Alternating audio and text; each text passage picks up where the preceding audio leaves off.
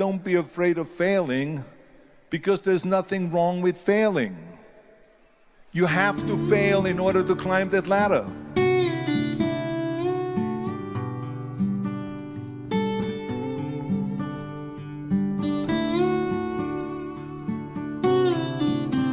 Well, I hate plan B. And I tell you why. Because we have so many doubters, as I've said earlier, the no-sayers. We have so many of those people that say no, and you can't do it, it's impossible. That is okay, because we just turn off, as I said earlier, and we listen and we hear the no being a yes. You can't do it, you can do it, and all of that. So that is possible to do that amongst all the negative people around you. But when you start doubting yourself, that's very dangerous. Because now what you're basically saying is that if my plan doesn't work, I have a fallback plan, I have a plan B. And that means that you start thinking about plan B, and every thought that you put into plan B, you're taking away now that thought and that energy from plan A.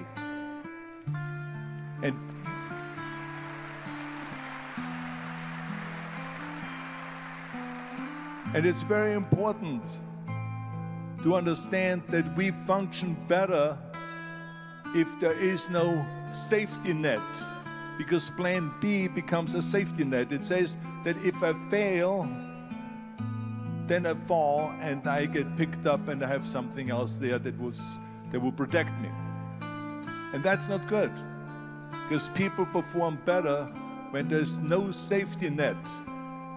People perform better in sports and everything else if you don't have a plan B. I'm telling you, I've never ever had a plan B. I made a full commitment that I'm gonna go and be a bodybuilding champion. I made a full commitment that I'm gonna be in America. I made a full commitment that I'm gonna get into show business and I'm going to be a leading man. No matter what it takes, I will do the work. I will do the work over and over and over until I get it.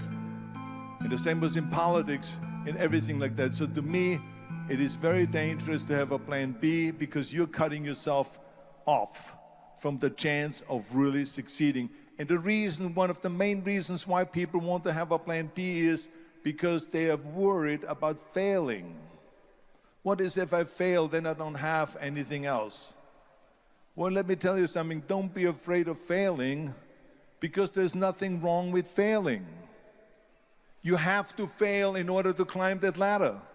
There's no one that doesn't fail.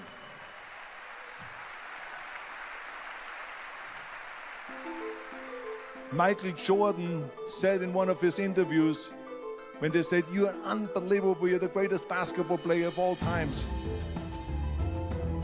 I mean, tell me about that. And he says, "Well, you're just mentioning the successes." But he says, "For me to become the greatest basketball player, I missed 9,000 shots when I was playing basketball at the NBA games."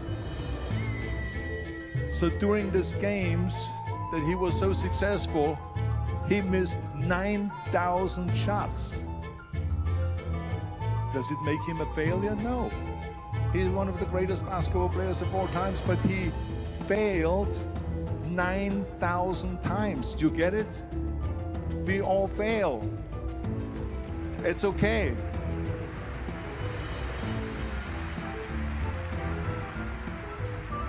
What is not okay is that when you fail, you stay down. Whoever stays down is a loser. And winners will fail and get up, fail and get up, fail and get up. You always get up.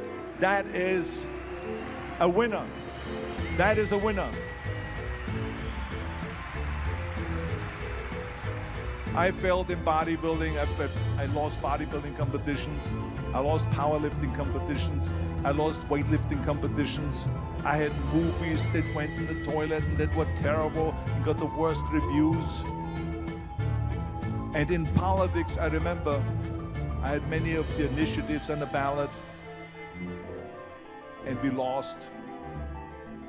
My approval rating in California went down to 28%, and then it went back up again, and I won again the governorship. Hey, we all lose. We all have losses. This is okay, and this is why I say don't be worried about losing, because when you're afraid of losing, then you get frozen. You get stiff, you're not relaxed. You got to be, in order to perform well in anything, if it's in boxing or if it is on your job or with your thinking, is only happening when you relax. So relax. It's okay to fail. Let's just go all out and give it everything that you got. That's what it is all about. So don't be afraid to fail.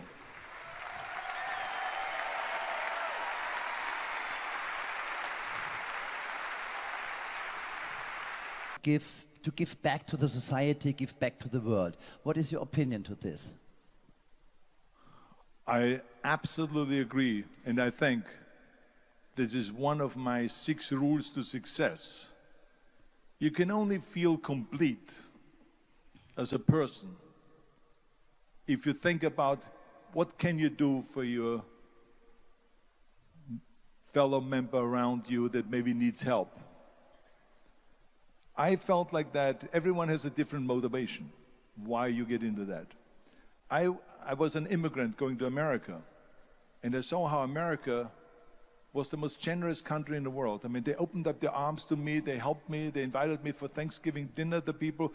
They brought me, the bodybuilders in the gym brought me plates to my apartment because I had no plates, I had no silverware, I had no bedware, I had no pillows, I had no blanket, I had no TV, I had no radio, I had nothing. They brought it to my apartment. They helped me. And I saw that firsthand, this generosity in America. And I said to myself, as an immigrant that is being embraced with open arms, that I need to go and make sure that I give something back. Because I started thinking about how did America become such a great country? How did America become such a generous country? Well, I look back in history and I realized that people have fought for America, and people have died for America, and people have suffered for America.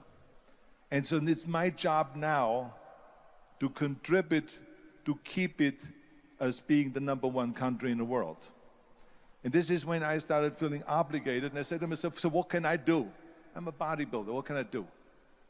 Well, then I realized when I saw Special Olympics that I can help and train Special Olympians. And so we started getting involved in Special Olympics, and in no time, I proposed to them to start powerlifting in Special Olympics, to have deadlift, which was a safe thing to do, and to have bench press, which was a safe thing to do.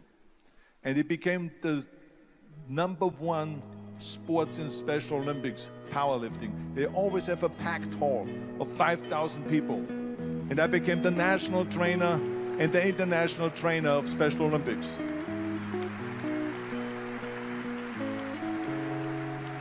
And I tell you, I felt so good. I felt better than winning a bodybuilding competition, going to one of their competitions and seeing 100 of those athletes from all over the world competing in powerlifting and being happy and being included and being felt that they're equal to all of us. It was the most unbelievable feeling, and this is why I got so excited about it that then after that, I started, going around to military bases in America and training our military personnel. Because in those days, bodybuilding and weight training wasn't popular. Now it is. Now when you go to Iraq, to Baghdad or something like that, you see the American soldiers train. They have the biggest facilities. It's like this dome here. This is how big the training facilities are now. So it all changed. But in those days, it wasn't popular at all. So I went from military base to train the soldiers and the sailors, the airmen, and all of them. And it made me feel good again. And then after, when I met President Bush, then Vice President Bush, and we traveled around to campaign, He asked me what I want to do, and I said, I would like to be a fitness leader in America. I would like to be the chairman of the President's Council on Physical Fitness and Sports. And then when he became president, he appointed me to that. And so now I really was able to travel through all 50 states and promote health and fitness. And the more I got into that, the more I realized how good it feels to give something back. And that's when my idea came about after-school programs, because after school, when I traveled to all the schools to train the students, I saw there was a huge gathering of students after the school was over outside the school. And I asked the school principal, what are all the students doing? And he said to me, Arnold, you have to understand that 70% that the kids in our schools, they come from parents where 70% of the parents are both working. So therefore, there's no one there picking them up. So that's got me the idea to start after-school programs, to keep those kids in school while the parents are working, and to offer them homework assistance, tutoring, and sports and fitness programs and arts programs, music and painting and so on. And it became a huge success.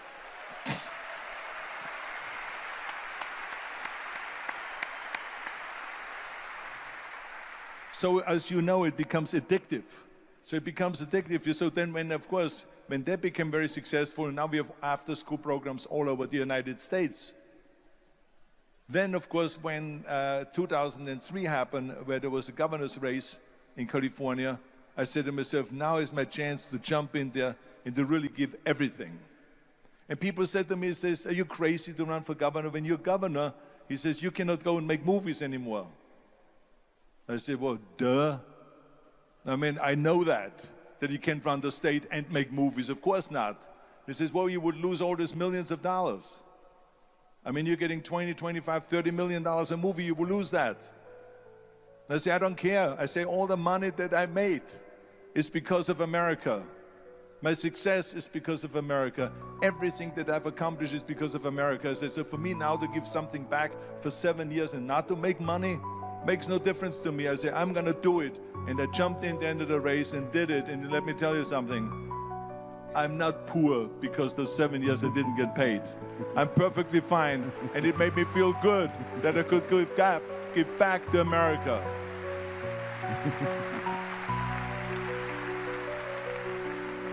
Arnold, I have told the people here today that my opinion is it is very important to learn lifetime. Don't stop in learning, go on, go forward.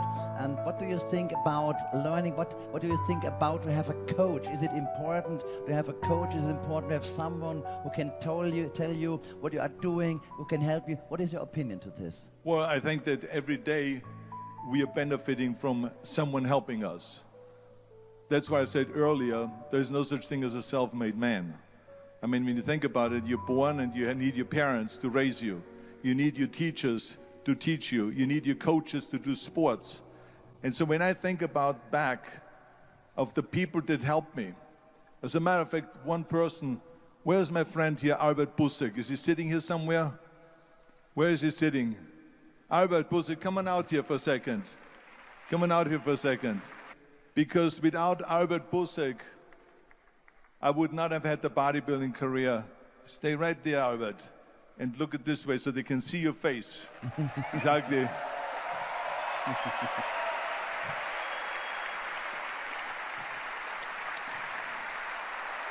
Albert Bussek was the one, for instance, just to give you an example, out of the thousands and thousands of people that helped me, Albert Bussek was one of them that helped me to translate into English so I could fill out my entry form for the Mr. Universe contest.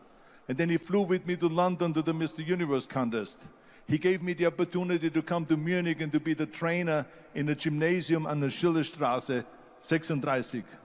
It was a fantastic gymnasium. He was an extraordinary friend that took thousands and thousands of pictures since then and helped me in every one of the competitions and everything, was a huge supporter. But this is the kind of people that you need.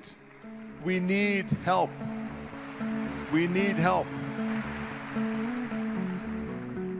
I remember that everything I did always needed help. Think about it when someone says, Arnold, you're the greatest self-made man. I said, you can call me anything you want. You can call me Arnie, you can call me Schwarzi, you can call me Terminator, you can call me Governator, but don't ever call me self-made man. I said, because I did not get to that point by myself.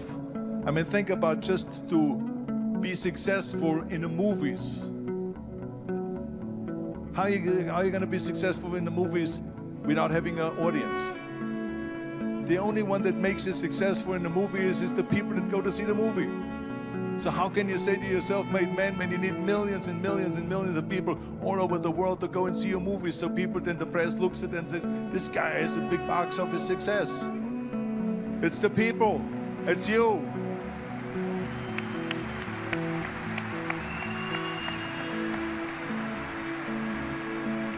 Imagine if Jürgen and I both think that we're self-made people and this hall right now is empty.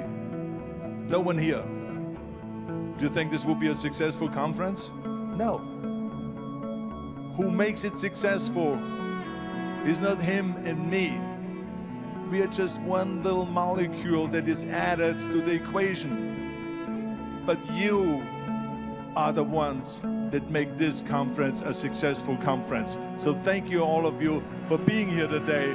You are the ones that is making it big.